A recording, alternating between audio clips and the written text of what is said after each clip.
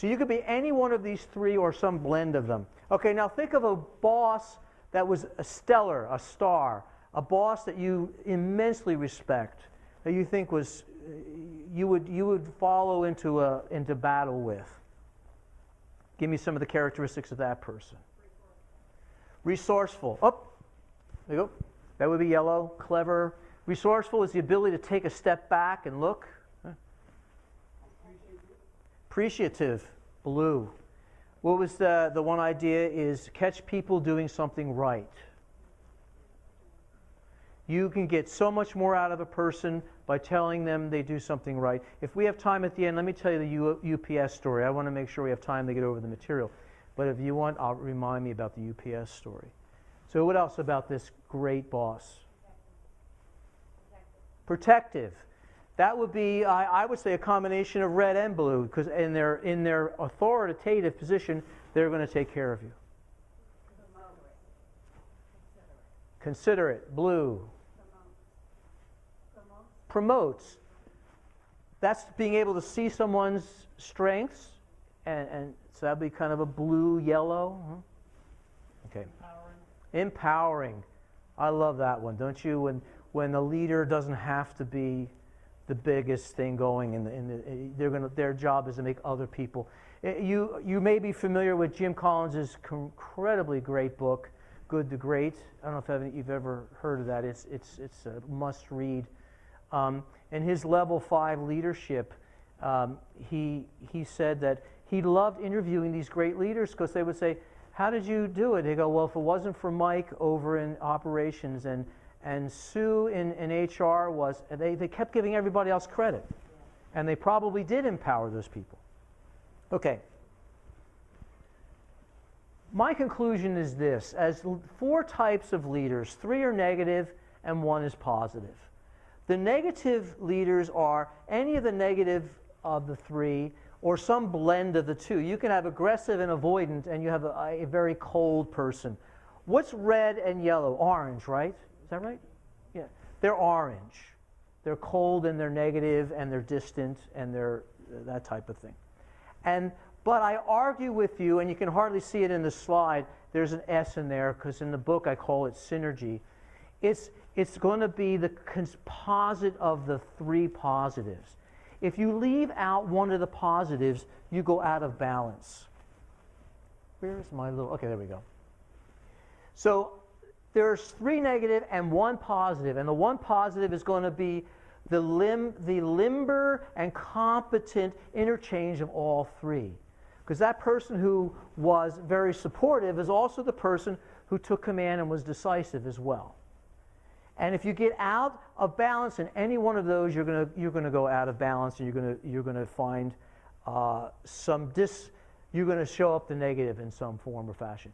So you may be the nicest person in the world, and you're not going to hurt it, but you're not very strong. Then you're going to flip out of balance. So the key to being a dynamic leader, I believe, is the limberness and the 3-dimensionality of being able to move fluidly through the top things.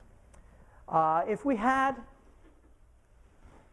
I would love to unpack this this research done by Kaplan and Kaiser. It's a beautiful research model that they did.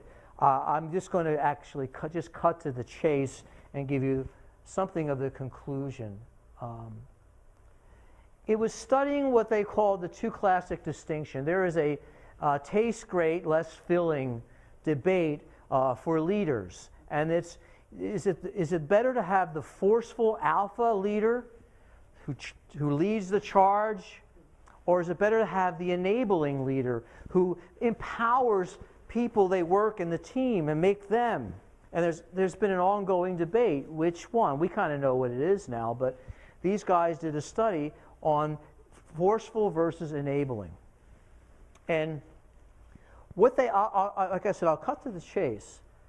And this is what they end up doing. After they did the study, they did a factor analysis on several hundred leaders that they did, and they all kind of clumped together into one of 4 categories.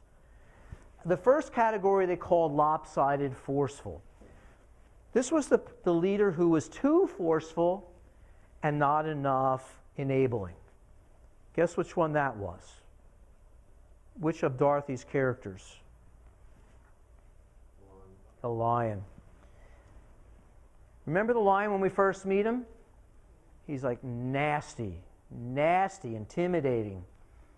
The lopsided forceful is the negative, I believe, the same as negative moving against. Lopsided enabling was defined as too enabling and not enough force. Tin Man, negative moving toward. And I love people who come to me and I'm talking and we're talking about their boss when I'm doing like coaching with somebody in management, and they'll say, "Oh, don't worry about that. I can get anything out of him. He'll do anything I tell him to do." Okay? Disengaged was defined as not enough force and not enough enabling. Obviously, this is our scarecrow hiding in the cornfield, up on a pole and completely disengaged, not grounded at all. That would be our negative moving away. And they define versatile as just enough force, just enough enabling, and the wisdom to know the difference. The wisdom of knowing when to use it. Does that sound like all three to me? Yes, it does. In my book, I call it synergistic. Today, we're calling it three-dimensional.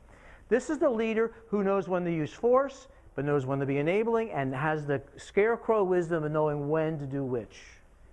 Flexible, fluid. This is our three-dimensional leaders. Now, is it a surprise when we ask these leaders, supervisors, peers, and subordinates, and self-rating, conclusively, versatile were rated significantly higher in overall effectiveness than any of the other three? Shouldn't be a surprise to us.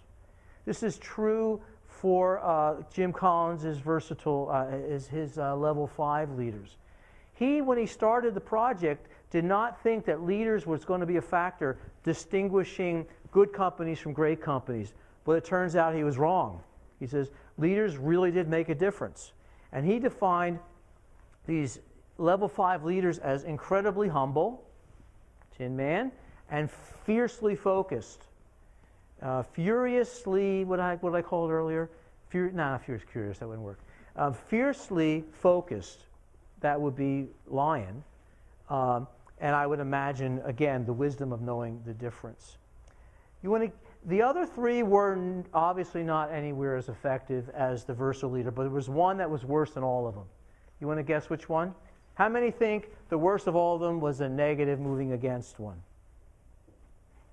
Okay, I got about 3 or 4 or 5 hands. How many thought the Tin Man, negative moving toward, was the worst? No? Oh, 1 hand on that one. And who thought the disengaged was the worst? So the majority wins. Disengaged was the worst leader. It was almost better to have a negative in-your-face leader than one that was disengaged. I saw some studies on productivity, and the highest or poor productivity, the lowest poor productivity was with the versatile type of leader.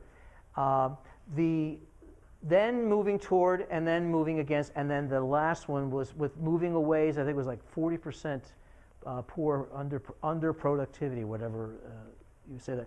So that just bears out a very interesting thing. It's almost better to have somebody in your face than someone missing. So what does this have to do with you as a leader?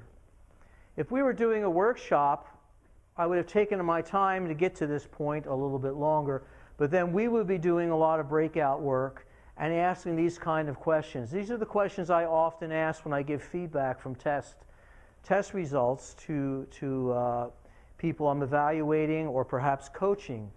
What is your negative reaction to monitor? I don't ask people to change their negative reactions anymore. That's like asking someone not to put their hand up if you throw a punch at them.